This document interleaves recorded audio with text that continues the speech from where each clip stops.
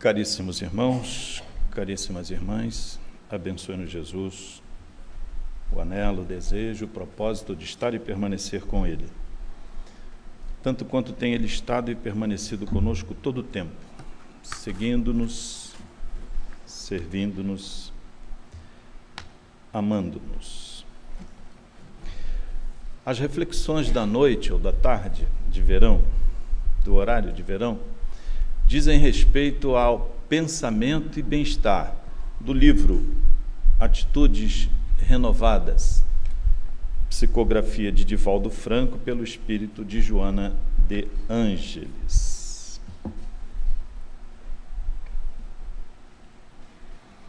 Joana, nesse momento, associa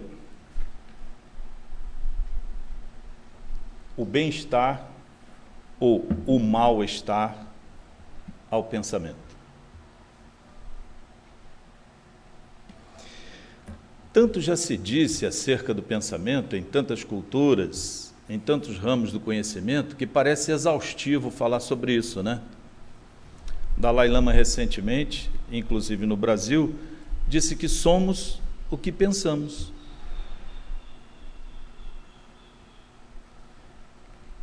Essa afirmação ecoa na superfície das nossas cogitações e pouco se aprofunda. Nós, no mais das vezes, não levamos às últimas consequências essa possibilidade. Porque seria possível concluir assim: todas as nossas inibições, todas as nossas dificuldades físicas, fisiológicas, metabólicas, psicológicas, mentais, neuropsicofisiológicas, ou seja, tudo, absolutamente tudo, está relacionado à nossa forma de pensar. Se somos o que pensamos, não podemos atribuir a nenhum outro fator, senão a nós mesmos, as dificuldades que experimentamos em qualquer campo. O nosso grande drama reside em como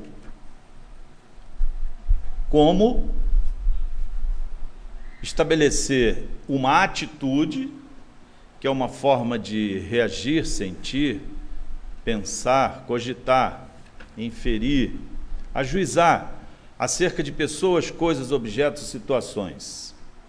Antes de uma atitude comportamental, que é um mecanismo predisposto a reagir a situações específicas, nós temos uma atitude mental que antecede a ação. Se temos uma linguagem articulada, como agora, nós também temos uma linguagem inarticulada, que em turbilhão permanece conosco ao longo do dia, sem que percebamos. Não são poucos os pensamentos que passam pela nossa mente durante o dia, cerca de 100 mil, entre 90 e 100 mil pensamentos por dia. A maioria dos quais não nos eleva, não promove em nós alterações positivas, não nos regenera a forma de reagir. Portanto, nos interessa muito saber o que a Joana de Ângeles disse a esse respeito. E entre muitas coisas que já foram multicitadas, há alguns pontos aqui que nos parecem relevantes e sobre eles vamos nos fixar. O primeiro é o seguinte: as atitudes mentais ou físicas que decorrem dos pensamentos não são nunca neutras. Significa dizer que o pensamento inarticulado ou articulado pela linguagem sempre terá um valor positivo ou negativo.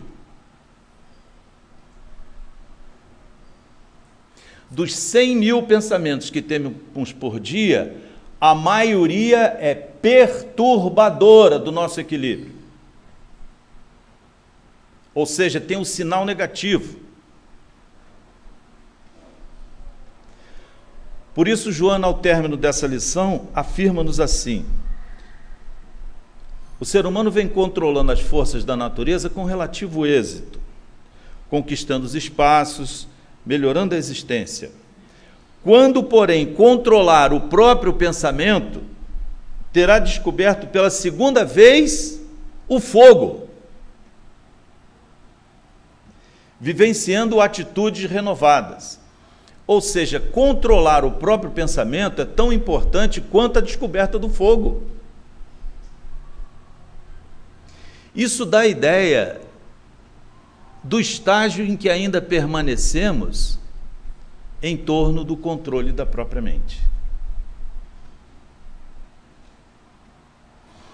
Se podemos comparar a revolução que a descoberta do fogo causou e tudo quanto decorreu dele depois, na produção, na conservação de armas, instrumentos, de conforto, da tecnologia em geral, porque o fogo até hoje alimenta quase tudo em forma de energia, nós nos daríamos conta que esse tipo de empreendimento tarda para nós há muito, sem que nos demos conta da sua importância. Porque a forma de pensar altera, modifica, compromete ou valoriza a fisiologia do corpo. Mexe com o metabolismo, o equilíbrio interno de energias, de forças que se conjugam para a manutenção da vida. Compromete ou valoriza o sistema imunológico. Vale dizer, dependendo da forma como cultivamos os nossos pensamentos, o nosso sistema imunológico poderá estar sempre em alta ou sempre em baixa, ou na maior parte do tempo em alta ou na maior parte do tempo em baixa. Já que dos 100.000 pensamentos que temos por dia, a maioria são contra a nossa economia interna, é possível dizer que nós sobrecarregamos o nosso sistema imunológico. E ao longo do tempo, isso acaba tendo resultados degenerativos, tal como Emmanuel em Pão Nosso nos revela.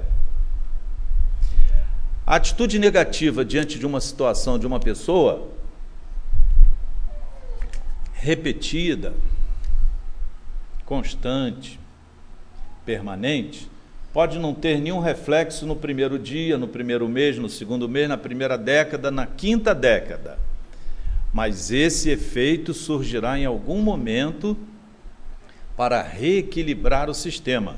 Pode vir na forma de uma doença autoimune, produzida no interior de nós mesmos. Poderá vir na forma de doenças degenerativas. Quantas há? Algumas incuráveis, entre elas o câncer, que se alastra como um flagelo. Se a hiperatividade mental é um traço característico da nossa sociedade contemporânea, ante o incremento absurdo de demandas, de desafios que temos, hoje todos temos que pensar mais e melhor. Faz sentido haverem tantos problemas nesta área. Faz todo sentido o acréscimo de doenças nessa área. E a ninguém poderemos culpar senão a nós mesmos. A grande questão é, como é que surge o pensamento? Como é que se dá esse fenômeno? Nós podemos controlá-lo? Nós podemos selecionar pensamentos, ou seja, excluir os maus e nos consagrarmos aos bons? Como evitar, se é que podemos, se as respostas anteriores forem positivas, a intensidade do fenômeno? Toda vez que me encontro com essa pessoa, como diria José Montelo, tenho que manter minhas mãos estranguladoras nos bolsos. Ele já pensou em praticar um mal àquela pessoa, né?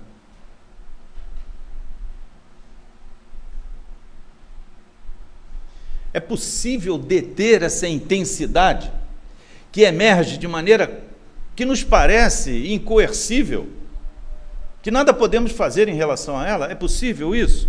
E quanto à duração? Aquele pensamento insistente, que às vezes nos persegue por horas, dias, semanas. A figura de uma pessoa, a evocação de uma situação do passado traumática que não queremos lembrar mais, e insiste em voltar.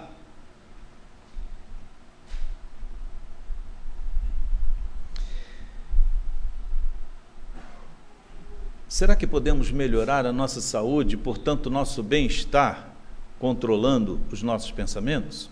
São esses os desafios da tarde de hoje. Muitos se dedicaram a esse estudo. Na literatura brasileira, há um especial, porque dedicou todo o esforço da sua teoria nessa direção. Chama-se Augusto Jorge Cury. Desenvolveu a chamada teoria multifocal e identificou na mente os chamados 3 mordomos da mente, que é o gatilho da memória, que outros estudaram com outra denominação, mas é aquela situação em que um perfume, uma música, uma expressão, um olhar de uma pessoa, um livro que nos vem às mãos, uma notícia ou qualquer outra coisa, desenrola um filme da nossa vida que a gente nem queria pensar mais naquilo, mas ele volta. É um gatilho automático que a gente não controla. O outro, que nos interessa particularmente hoje, é o alto fluxo do pensamento. É um outro mordomo da mente. E o seguinte seria a âncora da nossa memória. Esses seriam os 3 mordomos. E para Augusto Jorge Cury, a tendência natural de todos nós, de todo ser humano, é ser vítima das suas misérias psíquicas. E é assim, em razão de movimentos também muitas vezes involuntários e inconscientes que temos por uma estrutura natural de fugir da dor e procurar o prazer de maneira automática, de maneira que rejeitamos tudo que nos cause mal-estar. O bem-estar é o nosso fanal, né? Nós todos queremos estar nos sentindo bem. A dor, portanto, é uma maldição, a morte deve ser afastada da nossa vida, a perda é indesejável, a impermanência das coisas que causa dor também, e tudo mais rejeitamos sem refletir exatamente sobre aquilo. Curiosamente, os maiores avanços da ciência nessa área são confirmados por André Luiz, na sua 4ª revelação para alguns, né? Há tanta densidade nas obras dos 16 livros de André Luiz, que constituem uma nova revelação. E lá se encontram, tal como Joana de Anjos nos afirma agora, informações muito importantes.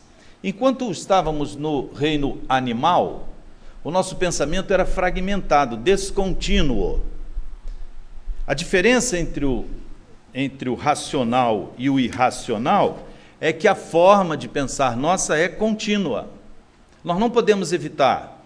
E Joana hoje está a nos dizer que ela tem sempre um sinal, positivo ou negativo. Então nós vamos ter que pegar no tranco, quer dizer, nós vamos ter que, andando, modificar a trajetória, porque não é possível paralisar o sistema.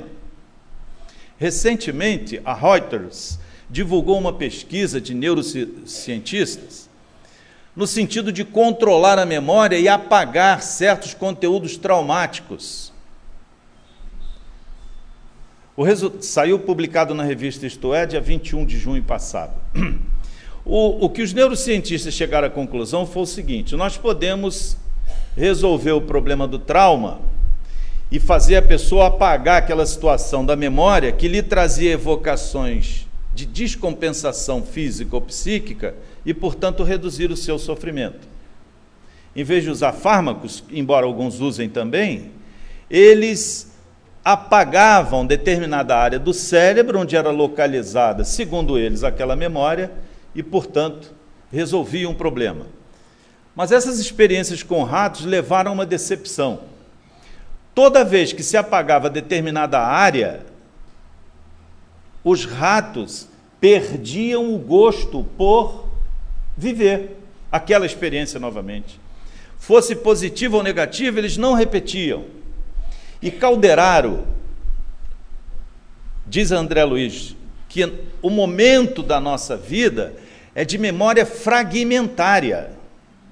Ou seja, nós vivemos na era hominal, o que na era animal se referia ao pensamento.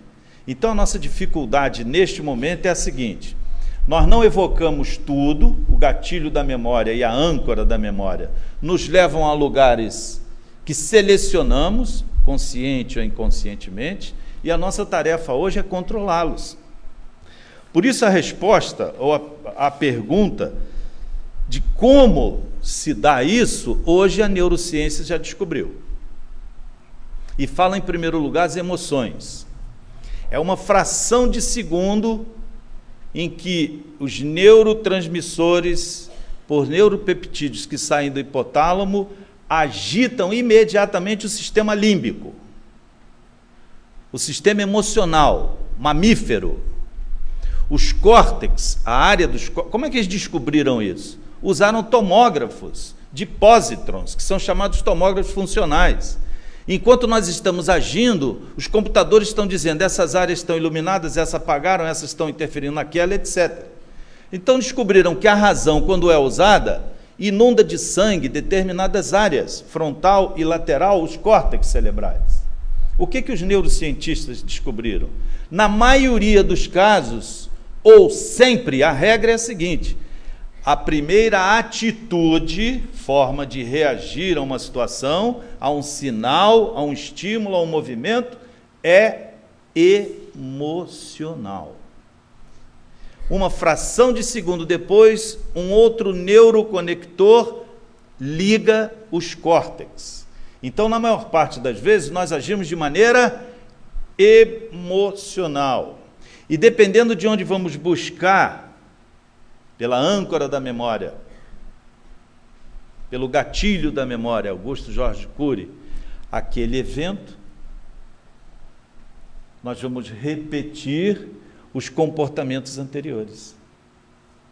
Então, o como é exatamente esse desafio. Tudo quanto está relacionado à nossa vida tem um registro anterior. Vamos imaginar a seguinte situação agora. O que pensaram os índios brasileiros na praia enquanto viam aquelas velozes galeras portuguesas se aproximando do litoral? A 500, 600 quilômetros por hora, não é isso? Não, quilômetro não, nem metro, centímetros, que havia calmaria. Eles viam as velas aparecerem lentamente, primeiro pareceram pássaros. Eles não tinham como relacionar, porque nunca antes tinham visto uma galera, um barco, um veleiro. Quando falta o referencial, a mente viaja descontrolada. O desconhecimento do evento agita de maneira profunda e intensa as emoções, até que nos demos conta exatamente do que se passa, para relacionarmos ao conhecido e, portanto, vencermos a situação. Um psicólogo norte-americano chamado Joseph Eger, ele se dedicou à neurolinguagem e recomenda que, sim, pela linguagem, comecemos a mudar a nossa expressão e de maneira positiva, né, proativa, veraz, verdadeira, mudemos os nossos comportamentos internos. Ele faz uma advertência aos pais que, por exemplo, criticam os filhos, especialmente nas idades mais sensíveis da formação, dizendo: você é um imbecil, você não está vendo que isso não dá certo? Eu já falei quantas vezes com você a respeito disso. Esta criança pode perceber que toda iniciativa que toma é um fator de sofrimento e pode conformar-se ao esquema dos pais. Nós podemos estar crestando as iniciativas do ser no futuro. Vale dizer, vamos criar um condicionamento educacional que vai trazer-lhe uma espécie de conformação que vai repetir os mesmos métodos dos pais em relação aos eventos que ele verá no futuro. Temerá ter qualquer iniciativa própria.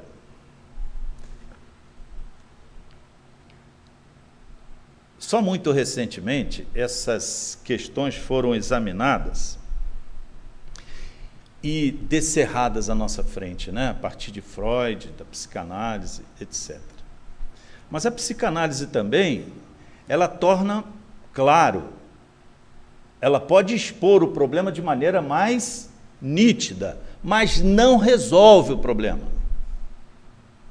Ao cabo e ao final do processo, é o agente, a pessoa, somos nós, o paciente, que terá que tomar uma decisão, num ou no outro sentido.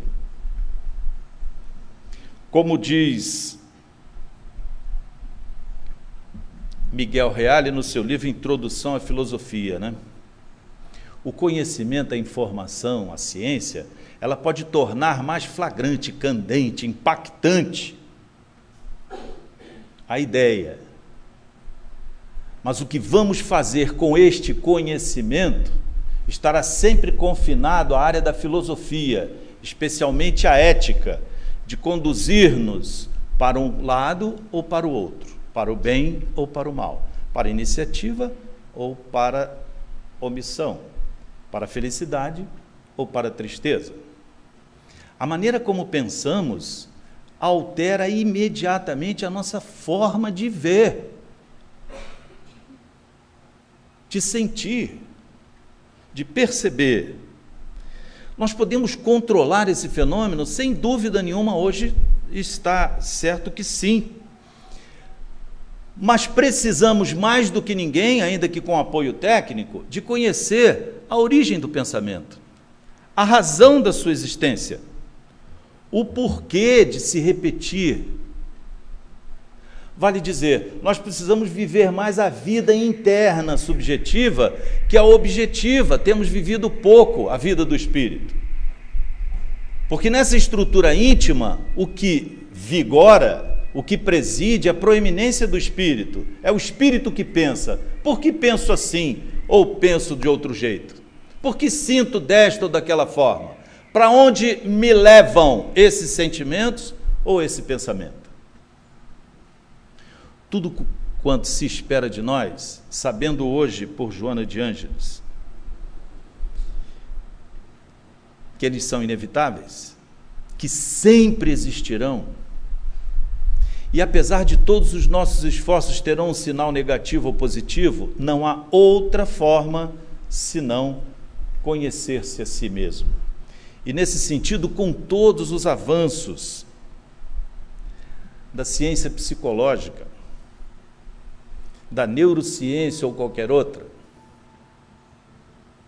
a doutrina espírita se revela a forma mais potente de solução.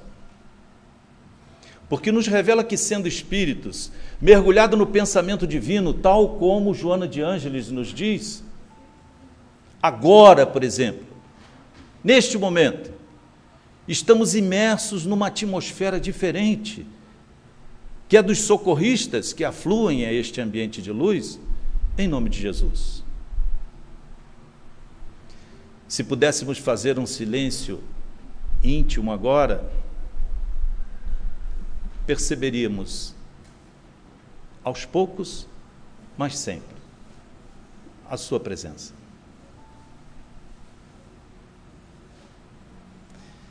Saberíamos que, a despeito dos nossos muitos erros, dos nossos hábitos negativos, da nossa maneira inconsequente de pensar, sentir ou reagir, teremos recursos para mudar isso.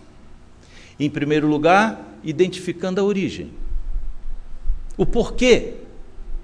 Em segundo lugar, o para quê. Em terceiro lugar, avaliar em nossa consciência se temos forças suficientes para resistir a esses impulsos. E quando não os tivermos, tal qual ocorre a nós na maioria dos casos, é a oração. O nosso pensamento em convergência com aquele que é fonte de toda luz e todo amor, que nos trará possibilidade de reduzir e aos poucos eliminar os fatores dos próprios desenganos, dos próprios desaires. Se somos espíritos, se temos o poder de criar através do pensamento, de alterar o rumo das coisas através da linguagem articulada ou inarticulada, a que sequer se expressa da nossa mente, temos todas as possibilidades de dizer: Senhor, uni-vos, Senhor, ao nosso esforço. Ajudai-nos a perceber a possibilidade, Senhor, de mudarmos o rumo da nossa vida, a partir da origem, a forma de vermos, de percebermos, de compreendermos, de querermos. Dá-nos a tua luz, pelo menos um pouco, pelo menos agora, de maneira que, percebendo, Senhor, a real dimensão das nossas dificuldades, eliminemos as sombras insistentes de nós mesmos que nos perturbam a livre volição. Abençoa-nos o momento, a vida, a maneira de pensar, a maneira de dirigir-vos os sentimentos, de maneira que a força que verte generosa do teu coração encontre ressonância no nosso, encorajando-nos à prática do bem, diuturno, porque fora da caridade, com todos, mas conosco mesmo, não há salvação. Ensina-nos a amar, Senhor, amar as nossas possibilidades de autocontrole, a valorizar a nossa capacidade de pensar como Deus, criando atmosferas mais ou menos extensas, mas que interferem na economia da vida e em toda a humanidade. Anelamos, Senhor, poder permanecer contigo, tal como Paulo disse uma vez: já não sou eu quem vivo, é Jesus que vive em mim. Tal como dissestes uma vez: eu e o Pai somos um.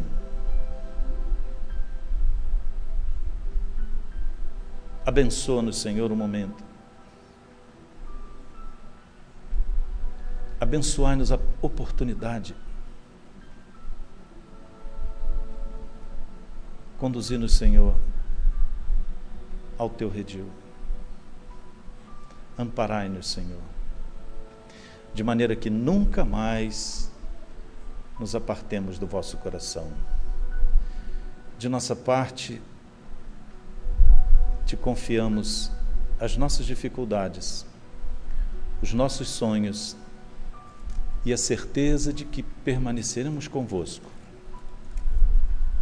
a partir de agora, para sempre.